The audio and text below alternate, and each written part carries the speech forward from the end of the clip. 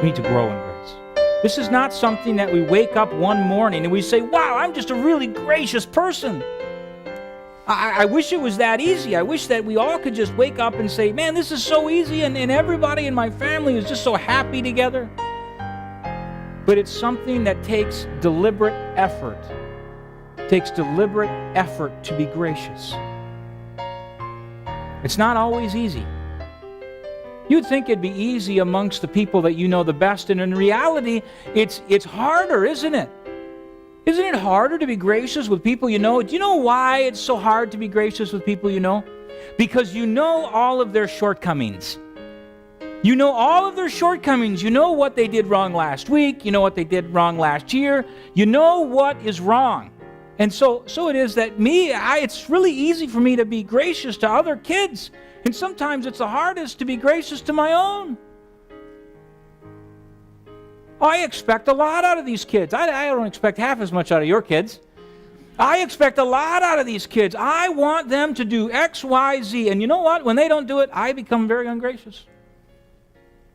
And all my imperfections just ooze. We need to have grace, though, in our families. So that was part one. Part two. Embracing the solution. Embracing the solution.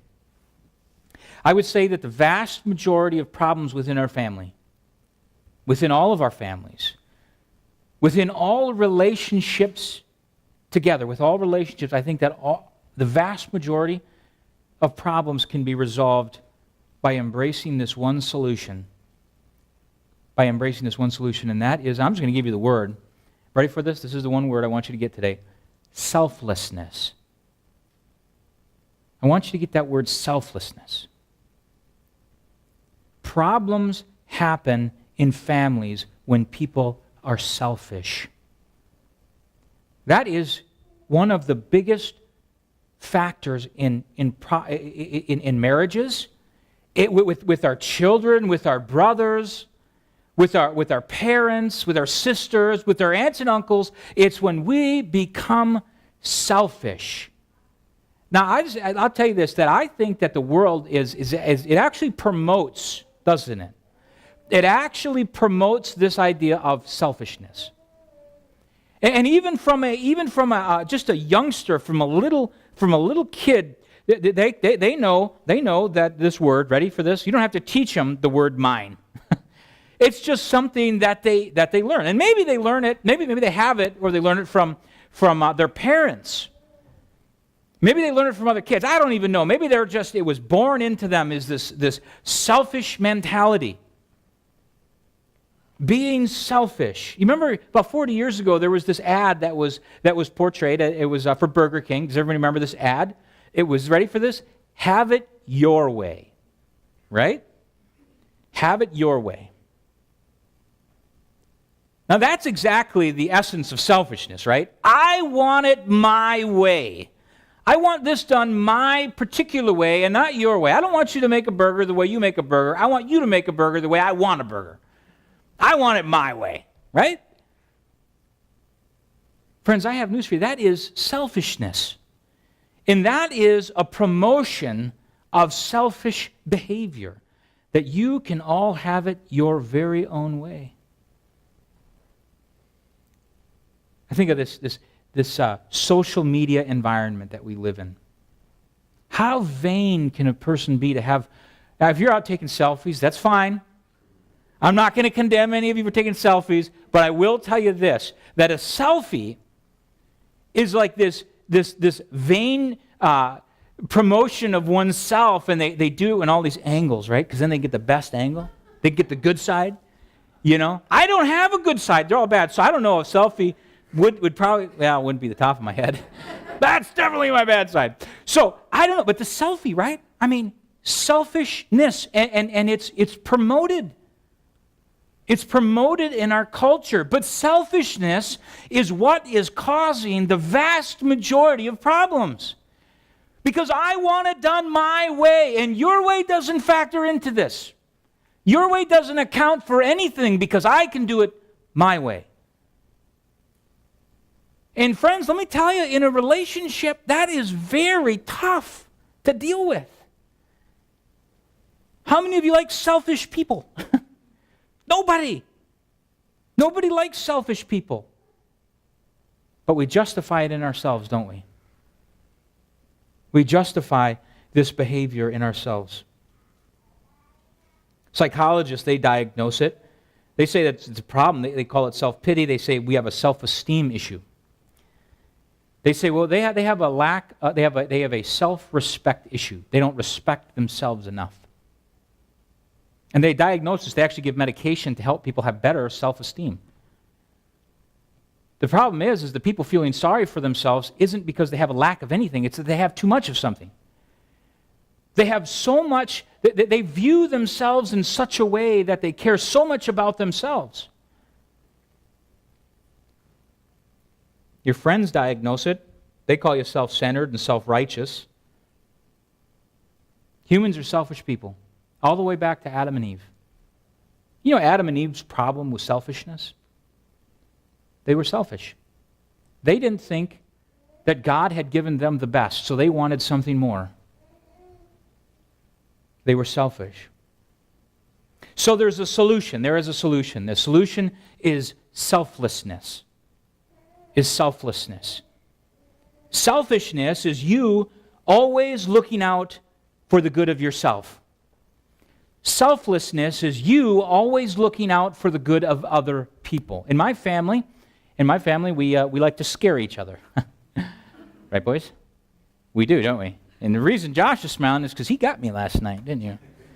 I walked into their bedroom about 8-something. I was going to pray with them. Instead, I ended up praying for them. Just kidding. And went in to pray with them. And I looked at the bed, and I thought, where's Josh? I looked at the ground because there's pillows on the ground. Sometimes they put a pillow, 2 pillows, because they want me to come, cuddle with them. So there's 2 pillows on the ground. And all of a sudden, right from my bed, I was like, what are you doing? And then I said to John or Ben, I'm like, Ben, where were you? I thought you were looking out for me. Now, usually I can't sneak up on either one of these. Not together, because one, they rat me out. And they look at me, they look at each other, I'm sneaking up, and one of them sees me, and I go, shh. And then Josh will look at Ben and say, Ben, Dad's there. You ruined it. You ruined it. And here they are, always looking out for each other, right? See, that is a very selfless type of thing. A person looking out for the other person. That is selflessness. That is selflessness. Now, the next couple verses I'm going to give you contextually deal with a person, a believer, looking out for another believer. But I think there's a crossover principle. There's other verses in Scripture too that prove this. But here are some verses that I want to show you. Ready for this? Let nothing be done through strife or vainglory, but in lowliness of mind let each esteem other better than themselves. Basically, what this verse is saying is, number 1, don't do things to be recognized. Number 2, rather do stuff for the sake of others. So don't do stuff to be recognized for vainglory. Vainglory is when you promote yourself. So let nothing be done through strife or vainglory, promoting yourself, but in lowliness of mind let each esteem others, let everybody look out for the benefit of other people. The problem in a family is people are always looking out for themselves. Isn't it true that we are always constantly looking out for our own benefit?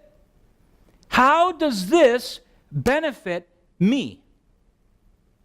I'm going to give you some examples here. I want you to listen to these examples.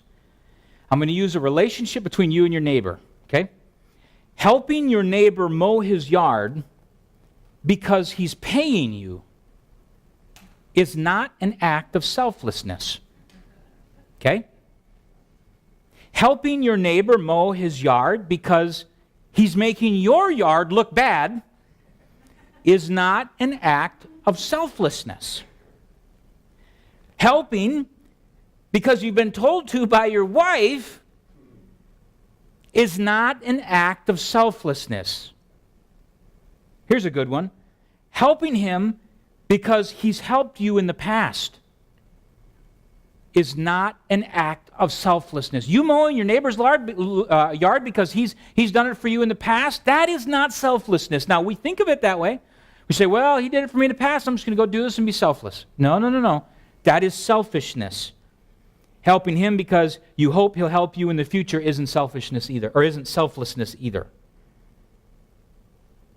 And get this one, helping him because if you don't, you'll have a guilty conscience. That is not an act of selflessness either.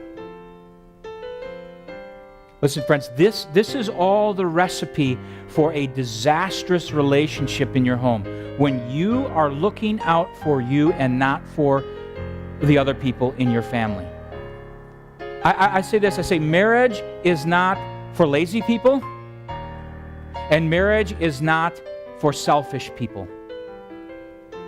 For a good marriage to work, and I'm talking a good marriage, a great marriage, for a great marriage to work out, you have to always be looking out for the benefit of your spouse. For a good family to happen, you always have to be looking out for your kids. Not with some twisted agenda or some twisted motive, because we have plenty of those things, right? Son, I want you to clean your room because I want the house to look good. No, that's not necessarily true. Because you don't want a dirty house. That's why you want your kid to clean the house, right? It's not because you have the benefit of the house in mind. Son, I want you to clean the house because we have guests coming over and they don't deserve a dirty house. No, it's that you don't want to be embarrassed because when people come over, you have a dirty house. The reason you just had your kids clean the house is because it's an embarrassment to you, which is a selfish motive, friends, and we don't realize that. And if we don't get down to the core of what drives us and what helps us to have a good family, we're going to continually be selfish people. And everything we do will have some sort of selfish slant to them. This is the recipe for misery. This one guy, he said this, if you wish to be miserable, think about yourself, about what you want, what you like, what respect people owe or ought to pay you. And then to you nothing will be pure. You will spoil everything you touch. You will make misery for yourself out of every good thing. You will be as wretched as you wish.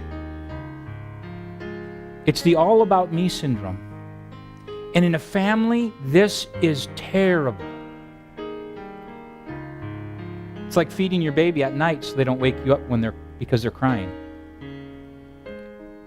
Well, if I feed them now, then I won't have to get up. Well, this isn't when they're hungry.